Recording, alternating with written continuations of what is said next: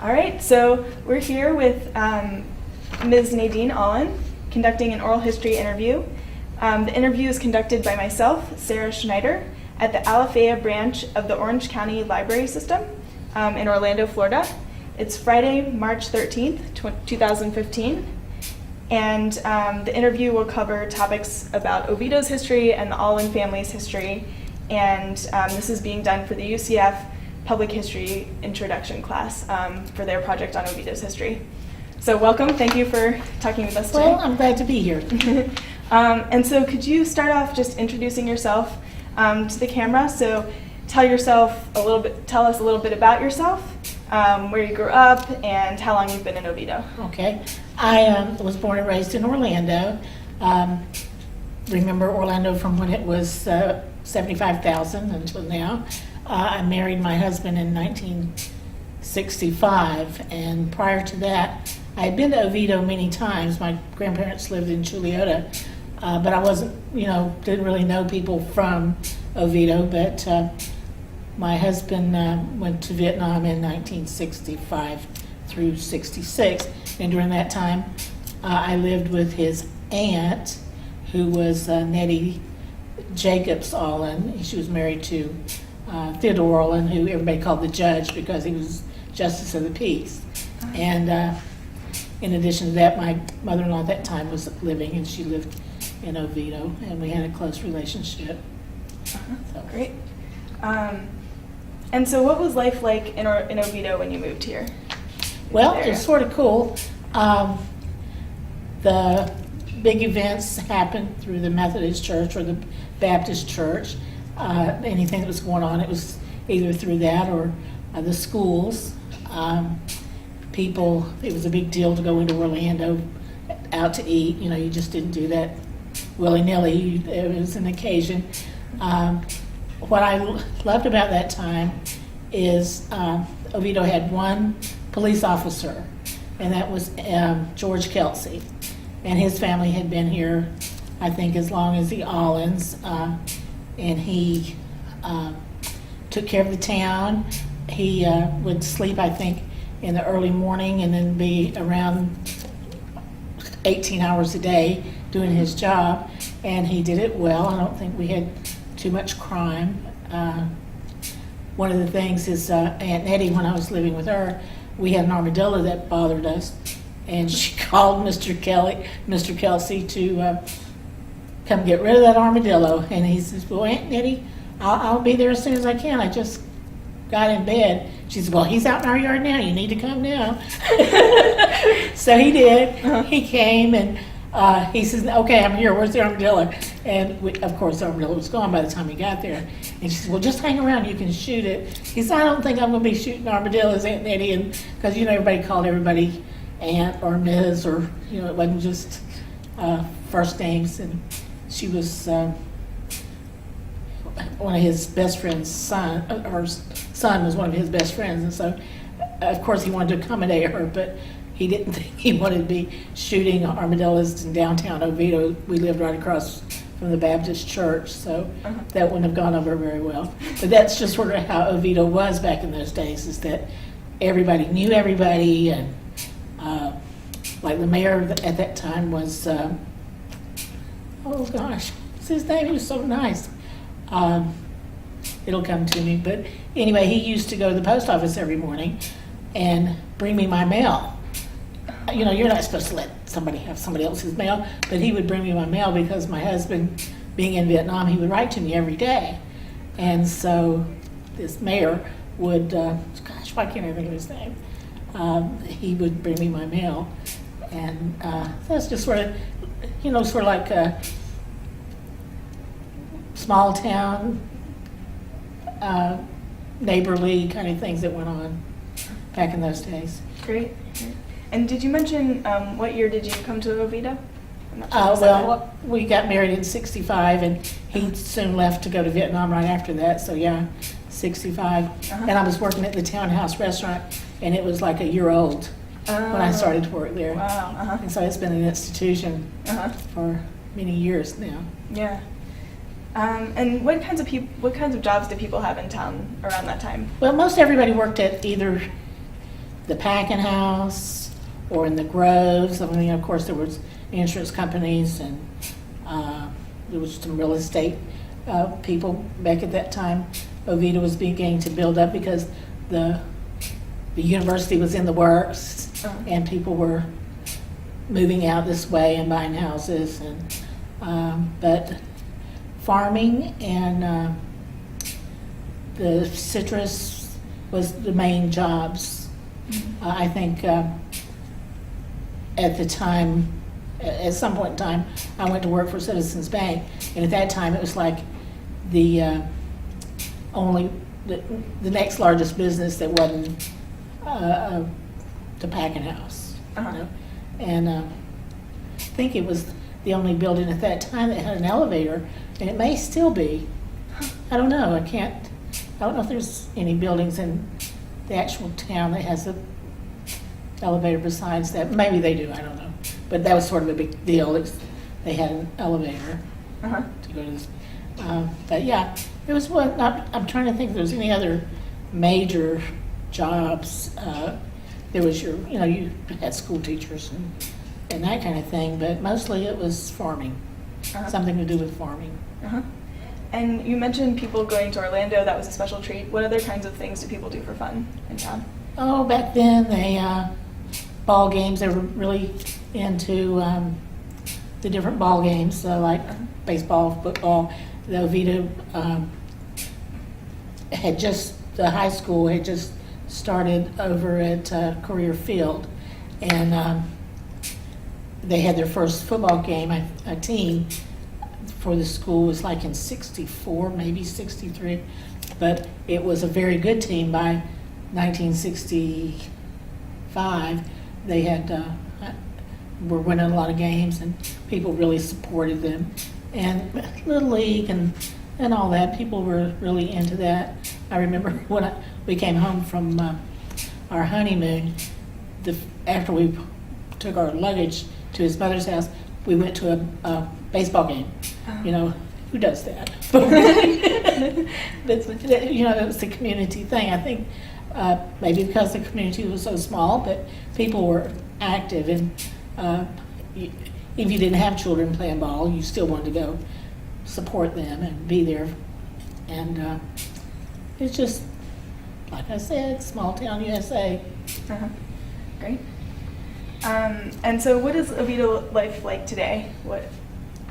Well, I think that, I think it's still very neighborly, but more secular. I think there's, the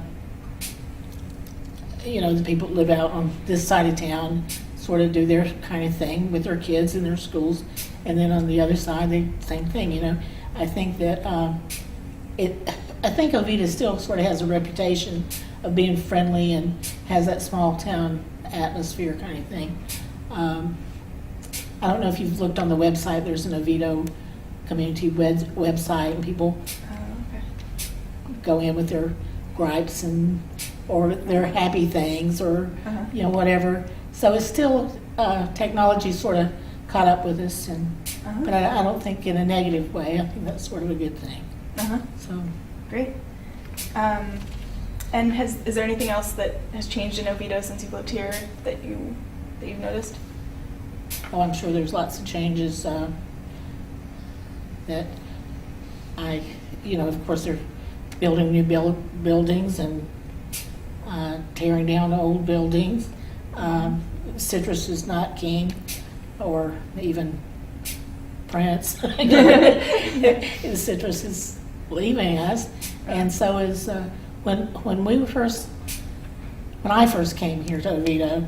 Out in Black Hammock, there was celery growing and cabbage and onions, and there was always something growing out there. And now there's really nothing. There's palm trees, but with the building industry not being too hot, they're just growing and growing. They're not getting sold. And I don't even see much sod being sold. All that has changed. It's just not agriculture anymore.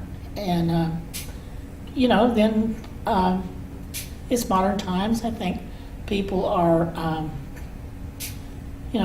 since we started here, there's been integration, and so that's a big difference in Oviedo. People working together of different races and things like that. And I think it's going pretty well. Okay, great. So do you have any other stories, memorable stories about your time living in Oviedo while you've been living there?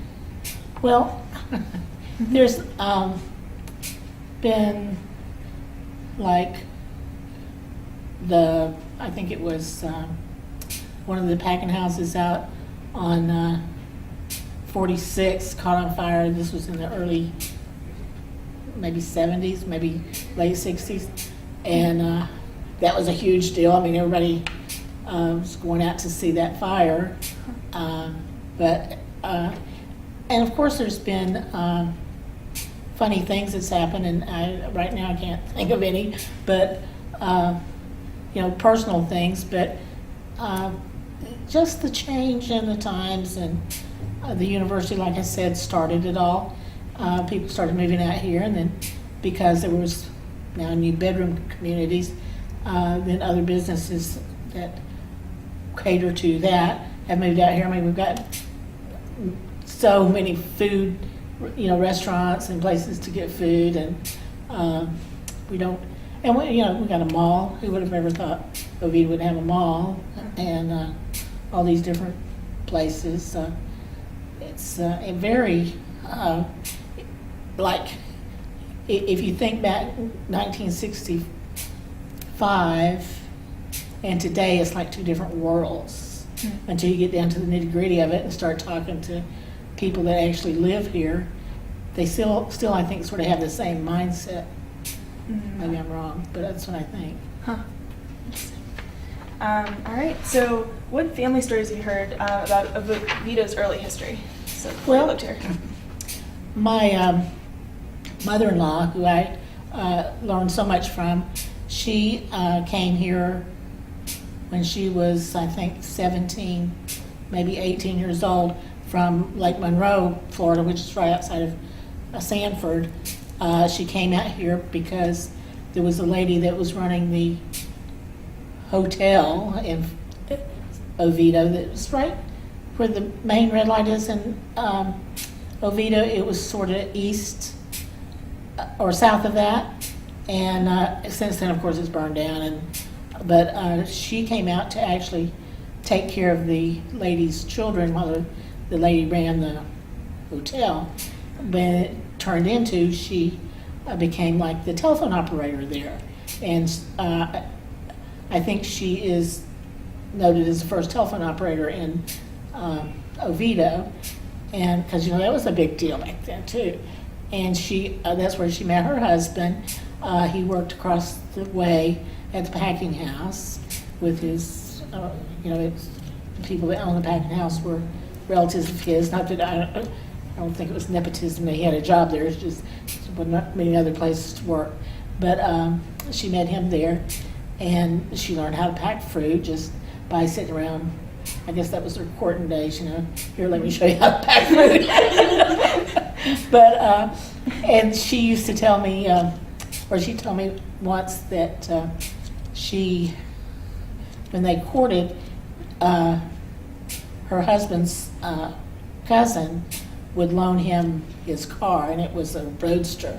Now, I never quite got the concept of what a Roadster is, but I do know that one of the cars that they rode around in had the rumble seat in the back, and when they would double date, she and her husband always had to be in the rumble seat, but when it was just the two of them, a big date would be him taking her to Lake Monroe to visit her parents. But anyway, she used to tell me stories of how they dressed, and her husband was sort of dashing. I think he wore this straw hat, Panama hat or something, and she was a great seamstress, so she made all her clothes, and she was a seamstress for Oviedo. She made so many wedding dresses for people, and I think she sewed for about, I want to say 40 years, and she was really, great. She would make you clothes that, as a matter of fact, there was one person in Oviedo that used to take her to Winter Park, and they would sketch out the dresses in the windows, and then she would come back and make them for this person, and for hardly any money at all. And in Winter Park, it would cost like 20 times whatever she charged, because they were very nice dresses. But and she did that up until she was in her 60s, and everybody loved to have her make them a dress, and she always loved doing it because it was like her calling. It was her art. It was her thing, and she really enjoyed that very, very much. And of course, it was the different people that would come there, and she had these what do they call them, dress models, and she had one lady that was sort of heavy, and that's what she called it, by this lady's name. And I'm not saying their names because their families all still are here. And then there was another one that the lady was quite tall, and she was called it that. And then finally she got this little short fat one, and she called it Nadine. And she used to make me my clothes, even when we were stationed in Germany or wherever. She would send me my clothes, and they would be perfect every time. So she was very, very talented at that. And I think that, like I said, I think it was her art, and she enjoyed doing it. And I think a lot of people of that era enjoyed working. I don't think you see that so much anymore. And I think people of my father's age and Andy's parents, they just sort of took their job very, very seriously, and it was their thing. It was, they had pride in what they were doing. It wasn't just, of course they had to earn money, and they didn't earn that much for whatever they were doing, but still it was their art. It was their art. So, and there's some of the funny stories would be Andy's uncle, Theodore, who they all called Fifi. He didn't believe in change. So like if they put in a traffic light or a stop sign where they never had one before, he never paid, after he got old, he never paid any attention to it. And he would just, and George, the policeman, would just say, well, that's Uncle Fifi, we just have to watch out for him. And there was other people like that. There were what you call characters around the town, and that's what people did, is they just sort of said, well, that's who they are, and we just have to watch out for them. And I think that's sort of a lovely thing about Oviedo and small towns everywhere, I'm sure. Don't know what else. Yeah, that's great. And you mentioned being a telephone or switchboard operator. So what was her name? Her name was Alice. Mary okay. Alice Aulin. Okay. Yeah, she did that, and as a matter of fact, when they had the centennial year, they recognized her for that, and it was very nice. And that was a nice thing too. I don't know if you've, I'm sure you've got information about that, but that centennial thing was really a nice thing that Oviedo did. Brought everybody together, and then people that were new got to know more about what was going on, and there was like memorial celery base. Have you heard that or seen that? I haven't seen it. Well, most of us have one that were around at that time, and that's when Mr. Neely's book came out. Okay. Or Miss Neely's, I guess it was Mrs. Neely's. Dr. What's his name? Doesn't matter. That's okay. And there's another one of those things come to me, but it all sort of gelled at the same time for the centennial, and it was a big celebration, and it's very, very, very nice. Nice. Yeah. And have you heard any family stories about Andrew Aulin? Oh yes, he like to was. share? Now the first Andrew Aulin, there was. Yeah. The first Andrew Aulin, and then my husband's father, Andrew Aulin, and my husband, Andrew Aulin, and none of them have middle names. And so it's just, but anyway, the first one, it's my understanding that he traveled a lot before he settled down and came to Florida. But and one of the places that he traveled to or was in was Oviedo, Spain. There was a big university there, and evidently he was a scholar, and he had gone to the university in Uppsala, Sweden. He was Swedish, and so when he came to Oviedo and they decided they were going to make a town, and as the postmaster they had him choose the name, he chose Oviedo because this area reminded him of that town, city I guess it was, and so therefore he named it Oviedo because, and also it had the Spanish name, and Florida has a Spanish name, is a Spanish name, so he thought it all sort of fit. And it's also my understanding, and this is sort of, I've heard people sort of joke about it, that he really cared more about reading and his books and doing scholarly things, that he didn't really care much about his business. He had a business, and I heard someone say, I think it was Mr. W.A. Ward's father, Bill Ward, said that he would like, and maybe it wasn't Mr. Ward, but anyway, it doesn't matter, it was somebody from that era, said that you would go into the mercantile store and say, you know, you wanted, I don't know, 7 yards of material or whatever, and he'd say, well, it's back over that way, go, and he'd go right back to his book. And so whether people paid him or not, he wasn't real, but I'm sure they all did pay because it was a different era again at that time. But they said that they would often see him sitting outside his store, just sitting there reading a book. And it's also my understanding that he taught, was one of the first like little school situations here. Not that it was really a school, I don't know about that. I just know that he taught people whatever he taught them. I don't know if it was Greek or something more than just grade school kind of things. I'm not sure about that.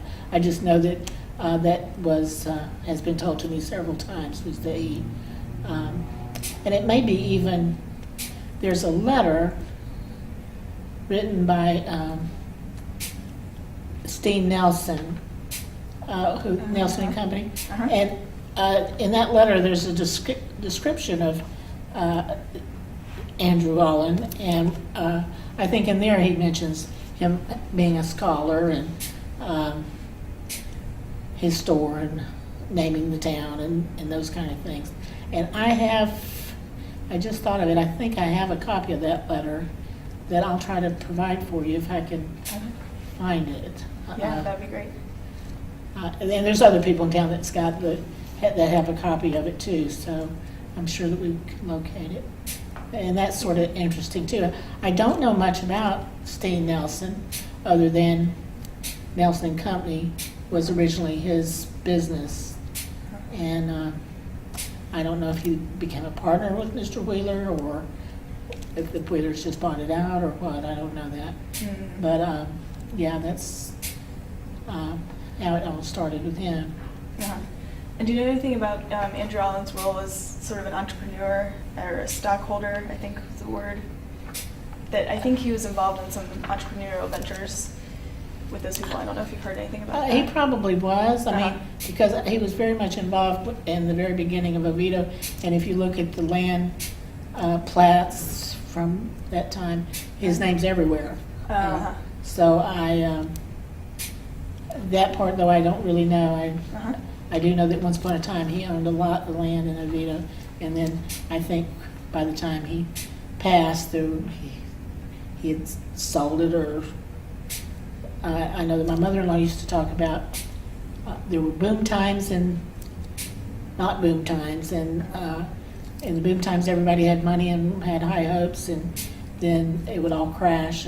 But that's throughout history, you know. They did that early 1900s and on in 1929 and on and on. So Mhm. people would have stuff and then they would have nothing. Mhm. But fortunately, back in those times, if you were a farmer, you could always grow your crop as long as you didn't have a dust bowl like they did out west and that kind of thing. But yeah. Great. And have you heard about anything in terms of Andrew Aulin growing citrus? Have you heard any stories Yes, about that? he did. He grew, he had orange groves, and he had different properties around. I know that on the south side of town, he had properties, and then down what we now call downtown Oviedo, I think he had properties down there that he grew not oranges on. I think it was other kind of crops. Thinking strawberries and celery, and I don't think celery was the big thing, particularly at that time. I think celery came along a little later, but yeah, he did. And I that part, I'm sorry to tell you, I haven't ever delved into it. I have always liked to hear the character stories, you know. Yeah. And have you heard anything about him as a postmaster beyond what you were saying? Have you heard any stories about that, or Nothing just- other than him naming the town. Uh-huh. And I don't know how it came about that he was the first postmaster. I do know that prior to that, everybody got their mail from White's Wharf. But and then I guess they decided they needed a post office in Oviedo. Uh-huh. Great. And you mentioned earlier the Swedish background of the family. Do you know anything more about that? No, other than they're from a place. It's a big town in in Spain, Sweden. It's right on the ocean. I have all this stuff at my house because I have sort of like a history, but I can't think of it now. It's called getting old. Did you say before Uppsala? Well, Uppsala is where he went to university. Oh, okay, that was the university. Yes, he went to school there, and I can't think of the name of the town where he was born. But that's as far back as we've been able to go in his genealogy was to that town. It starts with an M. I can't think of it.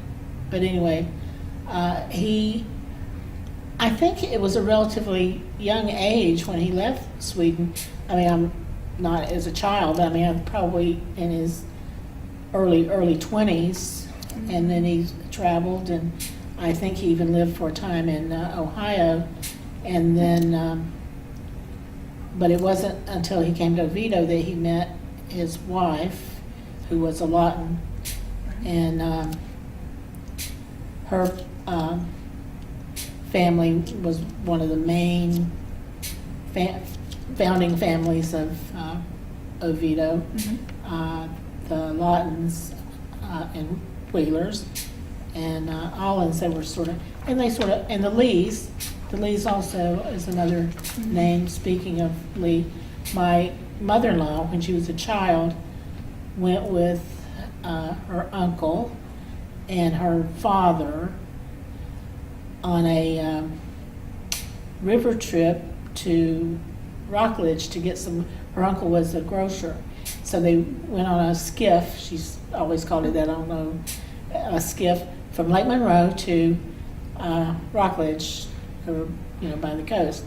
And I didn't even know that the waterway would go that far on the St. John's, but back then it did for sure. And she talked about how they camped on the way, but another person of their party was a gentleman named The Lee. And I'm thinking his name was Theodore Lee. I don't know, but anyway, they called him The Lee, and he was a young man, and he was, I guess, knew her father or the uncle or something. Anyway, he went on this trip with them, and he would kill duck or whatever for their supper.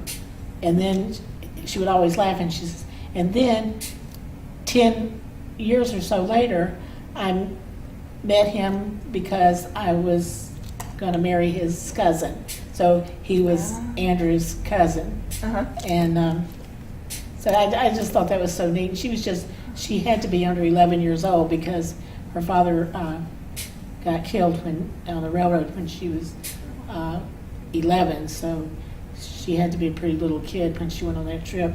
But she remembered so much about them killing the geese and roasting them on the fire at night. Uh-huh. And isn't that an adventure for an 11-year-old? I mean, golly, Yeah, this sounds so cool. Uh-huh. Awesome, yeah. And what else have you heard about the Lawtons and Lona Lawton and everybody? Well, I just know that there was a Mr. Lawton here in Oviedo that when he found out that I was married to I worked in the bank, when he found out that I was married to an Aulin, his wife would send me cookies every once in a while. And also Andy's cousin's wife lived there, worked there. And so they were very kind to us, just because of the relationship, I guess.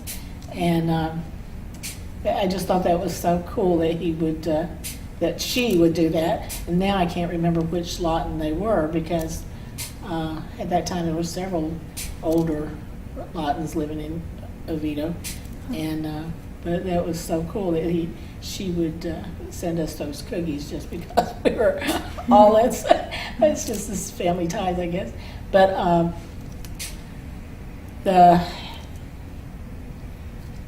trying to think of some of there was a lot of Lawtons.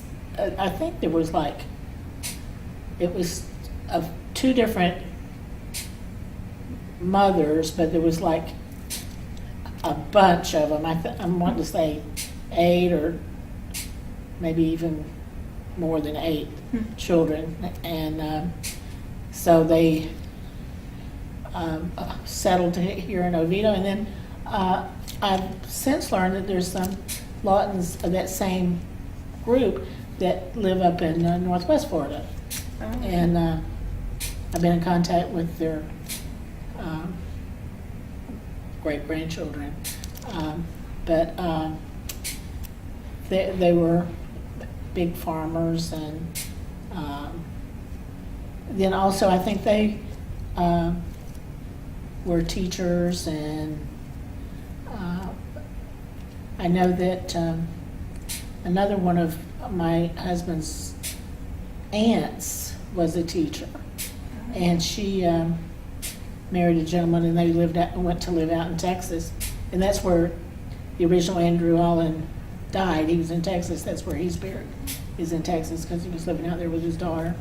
And but yeah, I think they have sort of a legacy of teaching and farming. Mm-hmm. Yeah. Have you heard anything about Lona Lawton in her role as a switchboard operator after the war? Lona Lawton or Alice Aulin? I believe it was Lona Lawton that they mentioned in the book. No. But maybe. What war? I said after World War I.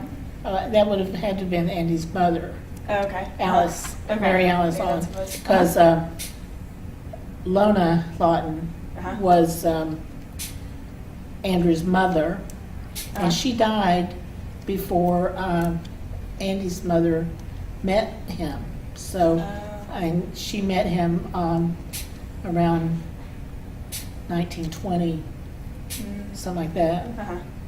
Uh-huh. Maybe even 22, something like that, because she was, she was born in 1904, and so she was only 18 and 22. So yeah, so Lona had died Uh-huh. before then, and she, I think way before then, I think in the early 1900s. Andy's father was the youngest child, and he was born in 18 something, Oh, okay. 1893, I'm thinking. somewhere in that area. So, yeah, she had been dead a long time. So it wasn't her, it was Andy's mother. And I don't remember, it was after World War I that she did that, because she was like 18 when she started. And then at one point she got married, but then at a later time they came and put the switchboard in her house. They lived on Graham. And then she ran it from there. And then another time when she lived on Myrtle Street, they moved it there, but she had it like blew up in her ear, or I don't know what you'd call it, had a short somehow, and it made her almost deaf in one ear from doing that. And I think that was like in the 30s when that happened. And have you heard anything about Andrew Aulin's experience in World War I? Yes, I know that he was, now this is Andrew Aulin Jr. Oh, okay. Andy's father, my husband's father. He was in France during World War I, and he was gassed. He got injured, or not wounded, but harmed or disabled somewhat by having gas, because that was the war where they did that. He was in the trenches, and one of the funny or odd things, I think, is they don't eat potatoes very much in the Aulin family, or that part of the Aulin family, because all he got to eat when he was overseas was potatoes, and he said he hoped he never saw another potato. So Andy's mother cooked rice every day, and when I got married, I cooked rice every day for many, many years, and then I finally taught my husband that life will go on without rice. So but rice was the big thing. They ate rice instead of potatoes. And another thing, because of his eating habits or lack of when he was over there, he wouldn't eat gravy that was white, made with milk, because that's all they got over there was white gravy, or he thought it had no taste. So Mrs. Aulin, even if the gravy didn't come out dark enough, she would put like instant coffee in it or something to make it dark. And that's a good trick. It makes the gravy taste better if you just put a little coffee in it. But that was one of the tricks I learned from her. But yeah, I don't know of any. I just know that he went over there and got more or less wounded, and the whole family, I think, has been in one. My husband's older brother was in World War II and in the Korean War. My husband was in Vietnam, and so they've all served their country. And I think that's sort of something that most of the people in Oviedo did. There was a lot of people in Oviedo that served in World War II, and even some of the people that weren't in the military, they served by manning had a tower that they watched for airplanes and what have you, like a civil defense kind of thing. And I know that Andy's sisters did some of that, and the other girls in town volunteered to do that. And the tower was downtown by the red light too, from what I understand. I think that's where it was. I have to ask somebody that was here then, but I think that's where it was from the stories that they tell. And you mentioned some of the founding families of Oviedo. Is there anything else, any stories you know about them, or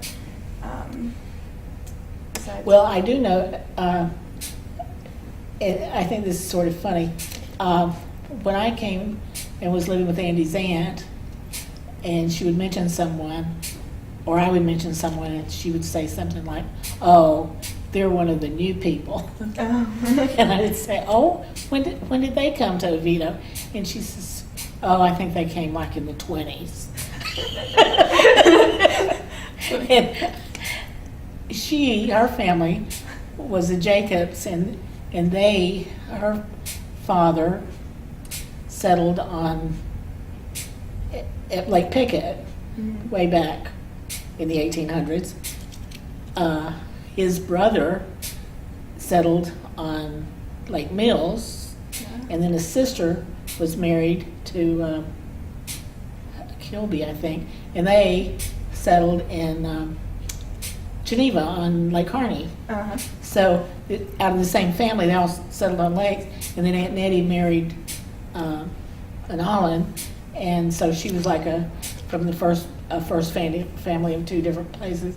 And she used to say, and not only she, when I first came to Oviedo, and I'd be like at my grandmother's, somebody would say, oh, we better get back to Oviedo before the creek rises. Or if you were in Oviedo, they would say, well, we better get back to Giuliotto before the creek rises. And Aunt Nettie explained to me what that was, is that once upon a time there was a low bridge, where the regular bridge is going from Oviedo to Giuliotto, but it was a low bridge, and if the water got high, you couldn't go across it because you couldn't see the bridge.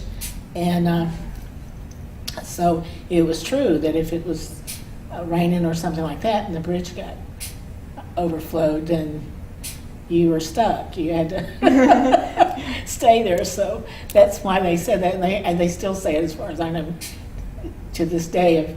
If the creek rises, we better, just as a sort of joke or whatever. Uh-huh. And I always thought that was, well, I liked it when I found out what it meant. And there was something else I was going to tell you along those lines. But every little town has its little sayings and funny things, and but I can't think of what else I was going to tell you. Anyway. Uh-huh. So tell me about, you mentioned some of the artifacts that you had. So tell me a little bit about what some of those were, if you have any stories about them. Well, I don't really have any artifacts. I have some copies of things that have been handed to me because of my interest in genealogy. Uh-huh. I have copies of some pages out of the Lawton Bible that these people that I've met that's in Northwest Florida, and it has, of course, the names of the people that were here, like Lona, Narcissa, and those Lawtons. And then I have different, writings and newspaper clippings and things like that. I had some things that belonged to my husband's father, but I sent them to, or had his grandmother send them to her grandson in Tennessee, because he was interested in that stuff, and not many people, really are, and so thought that would be a good thing for him to have. But as far as actual hold it in your hand kind of thing, other than copies and writings, I don't really have anything. Uh-huh. And what were some of the things that were sent? What were some of the? Well, I've got. We have a copy of Narcissa's diary, or a portion of it that she did in in the Civil War, Uh-huh. And that's very interesting. Wow. And it really takes you back in time. Uh-huh. And there, one of the things she writes about is having to make shoes for some of the people that worked there, and she didn't. Obviously, they were slaves, but she didn't call them that. It was our people, And she had to make them some shoes, and she talked about the war, and she had heard bad news had come down from Virginia, and she was in right outside of Thomasville, Georgia, is where they lived at that time. Huh. And it's really really a treasure having that. But it's a copy of it, and it's I don't even know who's got the original. Oh, I do know what happened to the original. Got washed away in a flood they had out in Texas where it was kept, which is regrettable because I mean now it's gone. But fortunately, we all have, or not all of us, but a lot of us have copies of it. So that's really, really another treasure. And then I have these, like I think I already told you, these copies of that pages out of that Bible where they note the family happenings, deaths, births, that kind of thing, weddings. And like I said, the Steen, Nelson ladder. I've got, I think, probably all the books and things that were written, and I have treasures from the Centennial and newspaper clippings and things like that. Awesome, very cool. So, are there any other stories that you want to share about, in general, that you've been thinking about? Well, I could sit and tell you stories about my mother-in-law, but I don't know if they would have any interest to. I mean, it's just, you would be interested if you were her granddaughter or something like that. It's just sort of family things. But Aunt Nettie, as I said, she, her husband is the one that they call the judge. He was the justice of the peace. And she also had it wasn't a boarding house, but she had extra rooms in her house. And there was a time when the railroad people were working here or whatever. And, Oviedo used to be really busy with all the fruit and vegetables being shipped in and out of here, or being shipped out of here. And so she would let out a room to these people that worked for the railroad. And she used to tell me the little saying, like one of them would put cheese in his coffee. And I've never heard of that before. And then she would always say, she was really a sweet little lady. She was so precious. She would say, Nadine, you want some cheese in your coffee? I said, no, Aunt Nadine, I don't want any cheese in my coffee. That's what the man would say. He would say, I want some cheese for my coffee. Just little stories like that, that doesn't mean anything to anybody. But just, you had to know the people. You had to be there, sort of thing. Great. And so do you have any last words about maybe what impact that your relatives have had in the town in the early history, or just any other thoughts about Oviedo's history in general? Well, I think that Oviedo has a good history. You don't really think of too many bad things happening in Oviedo. I don't know that I recall anything bad. I know that there's been some.